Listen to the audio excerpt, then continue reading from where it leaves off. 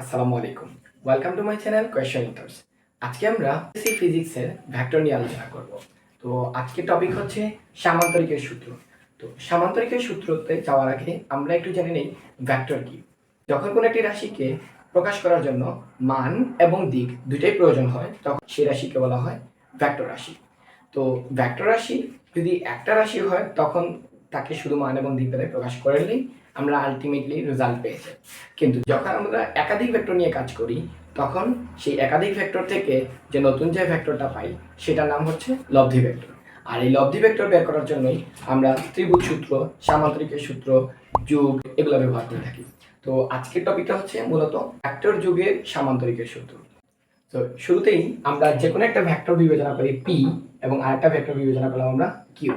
এই দুইটা ভেক্টর কোনো একটা বিন্দুতে ক্রিয়াশীল হবে। মনে করলাম ও বিন্দুতে একটা ভেক্টর পি আরেকটা ভেক্টর হচ্ছে কিউ ক্রিয়াশীল হলো। এখন এই পি ভেক্টর এবং কিউ ভেক্টর এই দুইটা ভেক্টর ও বিন্দুতে ক্রিয়াশীল হওয়ার পর এদেরকে যদি আমি দুইটা বাহু হিসেবে কল্পনা করি তখন সেই দুইটা বাহুকে কোনো একটা সামান্তরিকের সন্নিহিত বাহু হিসেবে যদি বিবেচনা করা যায়, যদি কোনো একটা সামান্তরিকের সন্নিহিত বাহু হিসেবে বিবেচনা করা যায় পি এবং কিউ কে, তখন সেই সামান্তরিকের কর্ণ হবে তাদের পি এবং কিউ এর লব্ধি ভেক্টর। তাহলে আমরা বলে নেই পি এবং কিউ ভেক্টরের আলফা কোণে ক্রিয়াশীল হলো এবং একটা সামান্তরিকের দুইটা সন্নিহিত বাহু যদি হিসেবে বিবেচনা করা হয়ে থাকে তাহলে সেই সামান্তরিকের কর্ণ হবে পি এবং কিউ ভেক্টরের লব্ধি ভেক্টর। তাহলে আমাদের আজকে যেটা জানতে হবে সেটা হচ্ছে লব্ধি ভেক্টরের মান কত এবং এই লব্ধি ভেক্টরটা পি এর সাথে কত ডিগ্রি কোণে আছে বা আলটিমেটলি লব্ধি ভেক্টরের দিক। এই দুইটা জিনিস আমরা জানবো হচ্ছে সামান্তরিকের সূত্রের মাধ্যমে। এবার আমরা এই লব্ধি ভেক্টর আর এর মান নির্ণয় করতে চাই। এখন লব্ধি ভেক্টর আর মান নির্ণয় করার জন্য শুরুতেই আমাদেরকে এখানে ও এ বাহুটাকে একটু বর্ধিত করে দিতে হবে আর সি বিন্দু থেকে এখানে একটা লম্ব টেনে দিলাম, তাহলে সেটা ডি বিন্দুতে গিয়ে মিলে গেল। তাহলে আমাদের এখানে এ ডি সি একটি সমকোণী ত্রিভুজ তৈরি হয়ে গেল। তাহলে এই সমকোণী ত্রিভুজে এখানে যে কোণ উৎপন্ন হবে এটা এই আলফা এর সমান, তাই আমরা এখানে অনুরূপ কোণ হিসেবে আলফা লিখে নিতে পারি। ওকে, তো আমাদের এখন কাজ হচ্ছে মূলত আর এর মান নির্ণয় করা। তো আর এর মান নির্ণয় করার জন্য আমরা এখানে একটা সমকোণী ত্রিভুজ বিবেচনা করব ও ডি সি থেকে। তাহলে আমরা লিখে নেই ত্রিভুজ ও ডি সি হতে O C square is equal O D square plus C D square. O C মানে হচ্ছে লব্ধি ভেক্টর আর, এটাতে আমাদের অসুবিধা নেই। ও ডি কে ভাঙাইলে আমরা যেটা পাবো হচ্ছে ও এ প্লাস এ ডি। তাহলে এটাকে একটু ভাঙিয়ে লিখে নেই O A plus A D whole square plus C D square. এখন আমাদের ও এ এর ভ্যালুটাও জানি, সেটা হচ্ছে পি, কিন্তু আমরা এ ডি জানি না।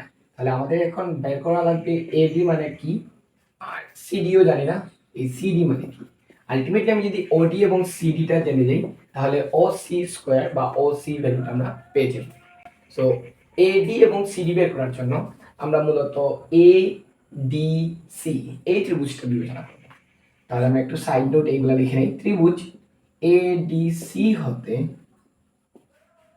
একটু খেয়াল করে দেখো, যেহেতু একটি সামান্তরিক তাহলে সামান্তরিকের ক্ষেত্রে কি হয়, ও এ সি বি এই সামান্তরিকের ও বি যে বাহু আর এসি বাহু পরস্পর সমান ও সমান্তরাল। তাহলে আমরা একটা জিনিস জানি যে ও বি আর এসি সমান হয়ে যাবে, তার মানে এসি এর ভ্যালুটা আলটিমেটলি কি হয়ে যাবে কিউ।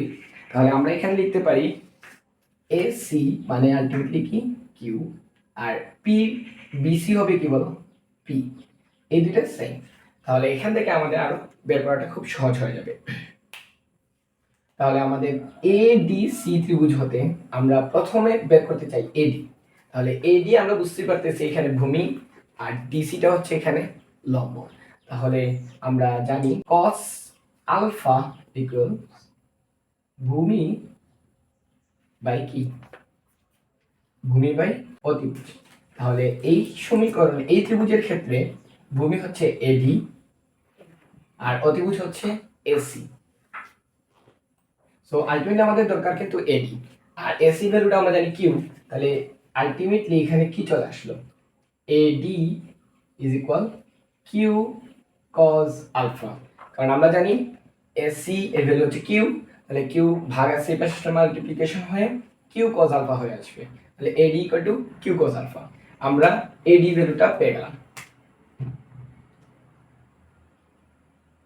ওকে, এবার আমাদের দরকার হচ্ছে সিডি। সিডি মানে এখানে এই সমকোণী ত্রিভুজের জন্য সিডি হচ্ছে লম্ব। আমাদের এই ইকুয়েশনটাকে একটু চেঞ্জ করে লিখতে পারি, সাইন আলফা ইজ ইকুয়াল লম্ব বাই অতিভুজ।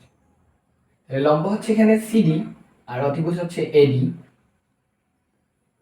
সো এডি ভ্যালুটা আবার আমরা আগে জানি কিউ, তাহলে ফাইনালি এখানে সিডি ইজ ইকুয়াল টু আসবে হচ্ছে কিউ সাইন আলফা। তাহলে আমাদের একই সাথে কিন্তু এই সিডির ভ্যালুটাও আমরা পেয়ে গেলাম কিউ সাইন আলফা। এখন আমাদের এই এডি এবং সিডি যেহেতু আমরা পেয়ে গেছি, তাহলে এই সমীকরণটাতে এখানে তাহলে আমরা সেই সূত্র ব্যবহার করতে পারি, সেটা হচ্ছে R square is equal OA square plus 2OA dot AD plus AD square plus CD square. So এখানে আমরা A plus B whole square সূত্রটা বসিয়ে দিলাম। ও এ মানে হচ্ছে আমরা জানি পি, তাহলে আমরা এই জায়গায় লিখতে পারি পি স্কয়ার প্লাস 2OA মানে পি, আর এডি মানে আমরা জানি Q cos alpha plus AD আবার হচ্ছে কিউ কজ আলফা, এখানে স্কয়ার হবে প্লাস সিডি, সিডি মানে হচ্ছে Q sine alpha, Q sine alpha whole square. তো এইখানে আমরা যদি এটাকে আরেকটু এলাবোরেট করি তাহলে কি পাবো, P square plus 2PQ cos alpha plus Q স্কয়ারকে আমরা যদি কমন নিয়ে নেই তাহলে ফাইনালি পাবো এখানে sine square alpha plus cos square alpha, আর আমরা এটা জানি sine square alpha plus cos square alpha সমান 1। তো ফাইনালি এটা জাস্ট চলে আসবে P square plus 2PQ cos alpha plus Q square, এটাই হচ্ছে আর স্কয়ার। এটাকে যদি আমরা একটু সুন্দর করে লিখি ফাইনালি যেটা পাবো R is equal root over P square, Q স্কয়ারকে আমরা আগে নিয়ে আসলাম প্লাস 2PQ কজ আলফা। এখানে খুবই জরুরি একটা জিনিস মনে রাখা দরকার, সেটা হচ্ছে আলফাটা হচ্ছে পি এবং কিউ এই দুইটার মধ্যবর্তী কোণ, মানে দুইটা ভেক্টরের মধ্যবর্তী কোণ, আর থিটাটা মূলত আমরা লব্ধি ভেক্টরের দিক হিসেবে বিবেচনা করি।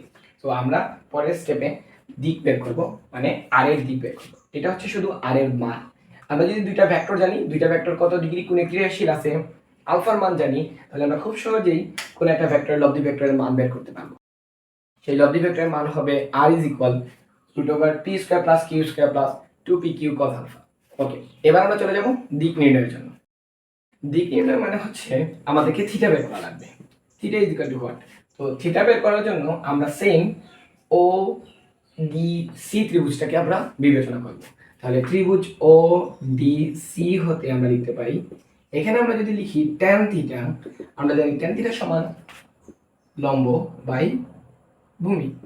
তাহলে এখানে আমরা দেখতে পাচ্ছি লম্ব হচ্ছে ও ডি সি ত্রিভুজের জন্য লম্ব হচ্ছে সিডি ডিভাইডেড বাই ভূমি হচ্ছে ও ডি।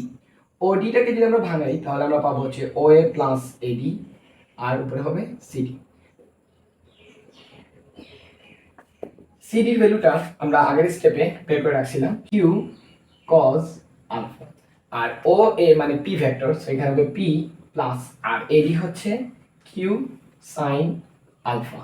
তো ফাইনালি আমরা থিটা সমান কি পাবো, থিটা ইজ ইকুয়াল টু হবে tan, ওই পাশে চলে গেলে tan inverse Q cos alpha divided by P plus Q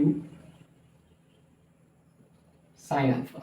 so এই ছিল আমাদের মূলত থিটা নির্ণয়ের জন্য সূত্র, আর লব্ধি ভেক্টরের মান নির্ণয়ের জন্য আমরা এই সূত্র ব্যবহার করতে পারি। So finally theta is